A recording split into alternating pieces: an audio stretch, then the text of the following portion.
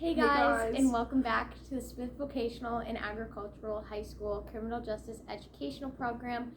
I'm Brooke. And I'm Abby. Today we're going to be going over the case of JonBenét Ramsey and what happened, because it's crazy. A 6-year-old pageant queen dead in her basement?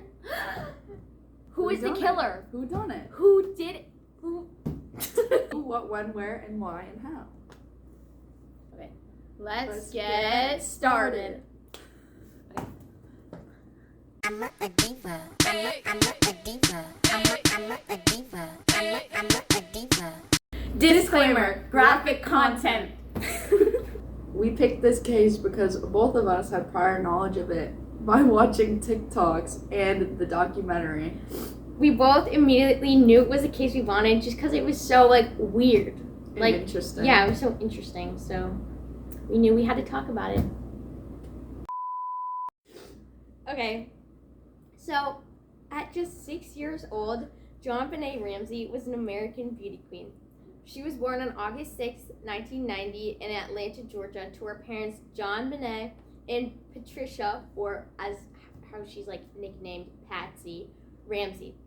John was a multi-millionaire businessman. He was president of Access Graphics, which its headquarters were located in Boulder, Colorado. And Patsy was a former beauty queen. She was 1977 Miss West Virginia. JonBenét had a brother, Burke Ramsey, who was 3 years older. Her personality as a child was very outgoing and always liked being the center of attention. In 1991, the Ramsey family moved to Boulder, Colorado to be closer to Access Graphics Company, where the father, John, had worked. JonBenét took part in pageants following her mom's legacy, but just 6 years old, she had won numerous pageant titles, including America's Royal Miss, Little Miss,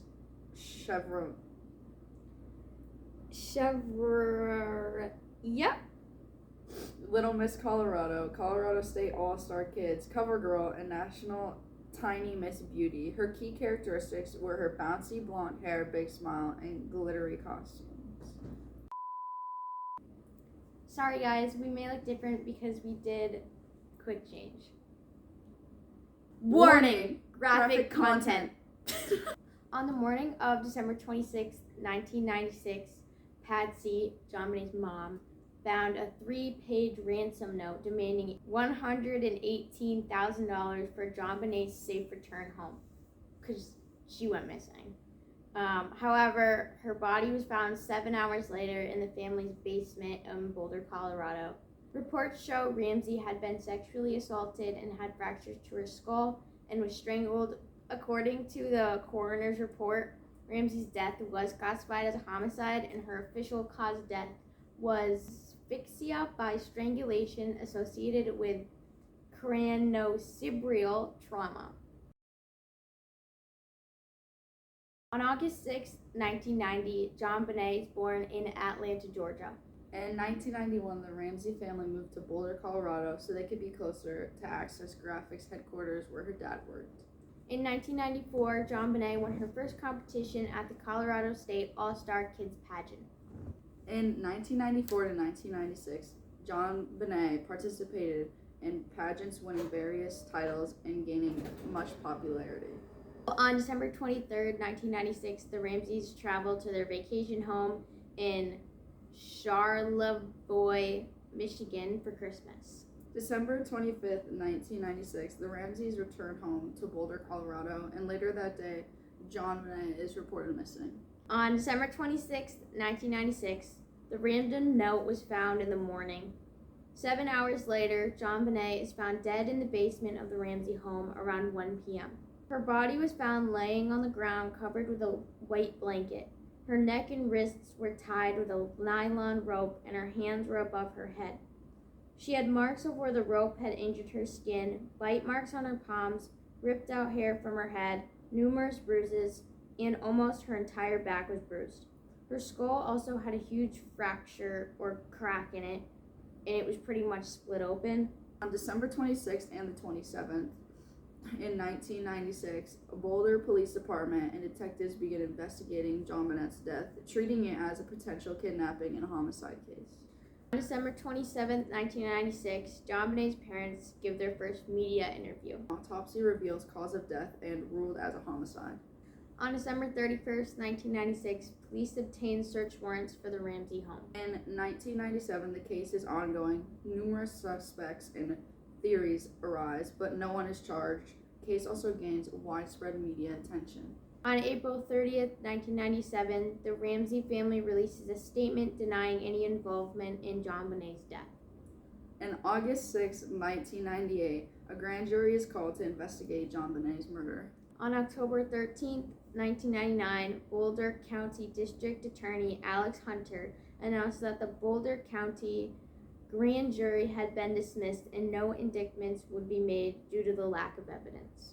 2001, The Death of Innocence, a book written by John and Patsy Ramsey, is published defending themselves against suspicions in their daughter's murder. In 2003, forensic evidence clears John and Patsy from the involvement in JonBenét's murder.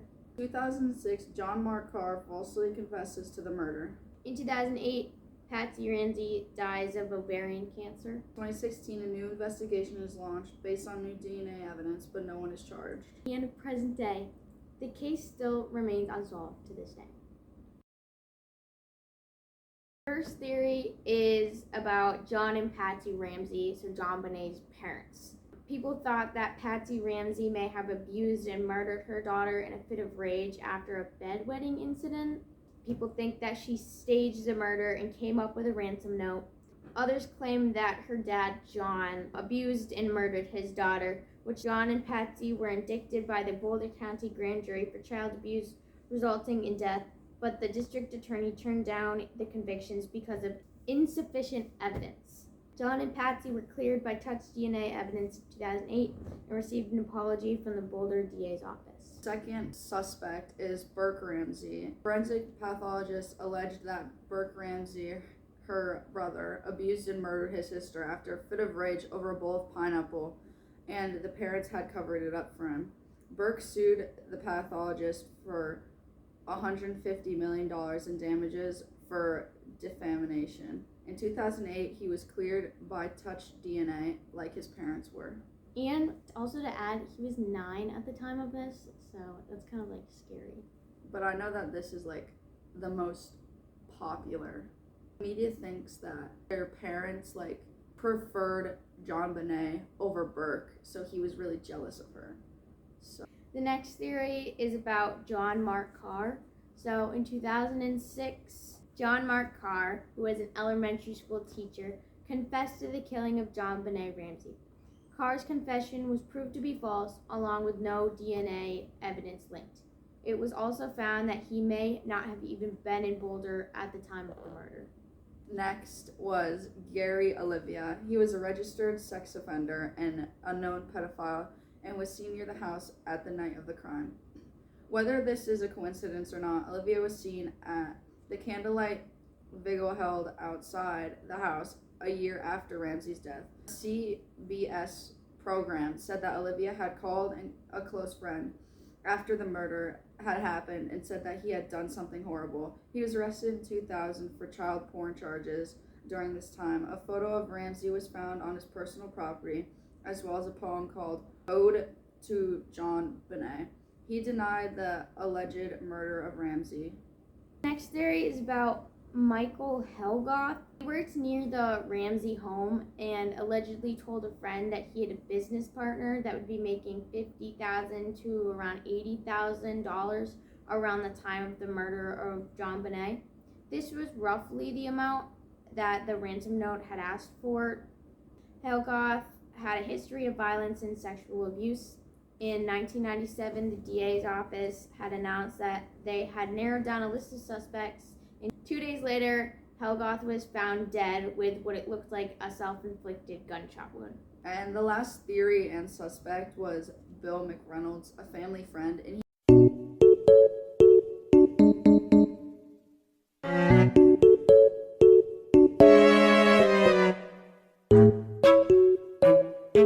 Quick change!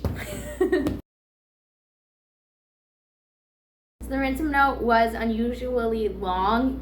It had no fingerprints on it except for Patsy's, which had found it and picked it up, and the authorities who handled it. Police believed that it could have been staged. It had an unusual amount of exclamation points. The note, along with a practice draft, was recovered from the scene. It had been written with a notepad and a pen from the home. The Colorado Bureau of Investigations reported that there are indications that the author of the ransom note is Patricia Ramsey. This evidence fell short, though. Michael Baden, a board-certified forensic pathologist who consulted with both sides of the case, said that he'd never seen a note like this in his 60 years of experience. He believed that it was a fake. Several footprints were found at the scene of the crime, but they weren't linked to anybody. And everybody compared their shoes too, but they couldn't really find a match. A bowl of pineapple with her fingerprints were found in the kitchen. Disclaimer, graphic content. JonBenét's stomach was empty, but pineapple was found in her system. Insert the pic on the slideshow. Ew, that's really gross. That's okay. JonBenét's clothing was cut and stained. A nylon cord was wrapped around her neck and her wrists. A garrote, I think you say, which is a strangulation device made from wire or cord with handles on both ends. The killer pulls on the handles and that kills the person. It was made from the nylon cord and a broken paintbrush handle from Patsy's art supplies. JonBenét's blonde hair was tied into the cord. Touch DNA samples were found on JonBenét's clothing, but the identity of the suspect still remains unknown. Later, an autopsy found that she had been sexually assaulted. Basement windows were found open, which may have been where the intruder had entered the house.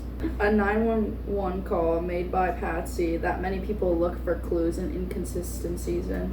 Fiber was found on JonBenét's body. Some were traced back to some items in the Ramsey home, while others did not match anything in the home. Handwriting samples were taken from various family members and potential suspects to compare the ransom note to. No definitive conclusions were reached. Based on the marks found on JonBenét's body, some had theorized that a stun gun may have been used on her. Okay, so in the end, we have some questions for you guys to think about. Question number 1. What do you think the motive for this crime would be? What would somebody gain from this? Why do you think they did it? Which theorized suspects seems the most convincing, and who do you think did it? How do you think the murderer got into the house? Are there any clues? Is this case still open, and are there any recent clues? Is there anything specifically odd or disturbing about this case? Could this point to any past cases?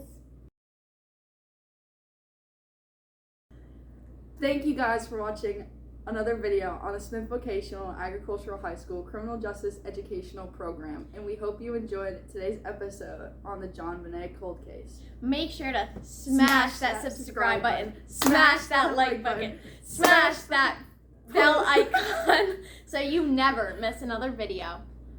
Brooke and Abby, out. Okay, was that good? Yeah. Okay. Disclaimer, the Smith Vocational and Agricultural High School Criminal Justice Educational Program does not condone homicide. Oh my god.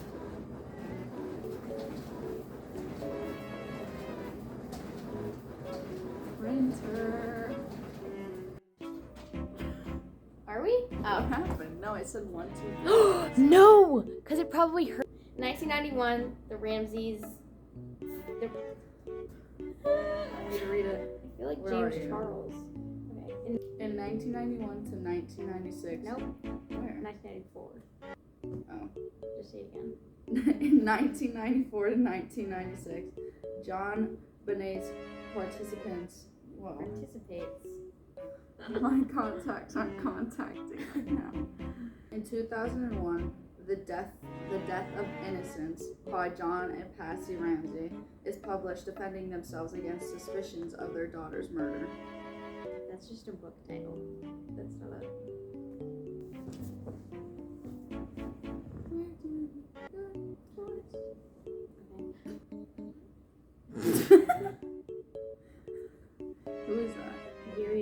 It's a guy. A registered sex offender. Sixth offender. Did I say 6? Oh, yes. Doc, you're back. Do you want to say hi? Hi. It's Walcott, right? Yes. Is he careful? Quick change. Wait. Quick change. Okay, so I Hold can say on. like this is the evidence, and then you can say this. There's this, like a this. seed. Okay. Okay. A bowl. Whoa. Oh yeah. Ball. Handwriting samples were taken from various family members and potential handwriting samples were found. Oh my god. Okay, let me lock in. It's hot. I know. Okay. Okay, and then. Hi. How's it going? Good. How are you? Don't mind me. I grab some stuff. I don't know. I'm not going to remember. I guess we're going to use this.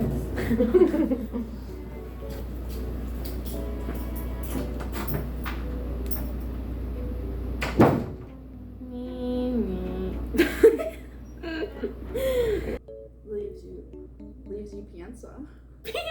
Piazza. Piensa. Disclaimer. Disclaimer. This criminal justice. Okay. Thank you guys for watching this episode of our.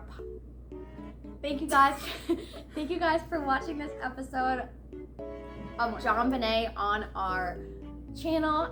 This was seriously God. so crazy. Like, Thank you guys for watching another episode on the Criminal Justice Educational Program YouTube channel. And I hope you guys enjoyed today's episode of the JonBenét Cold Case. Brooke and Abby out.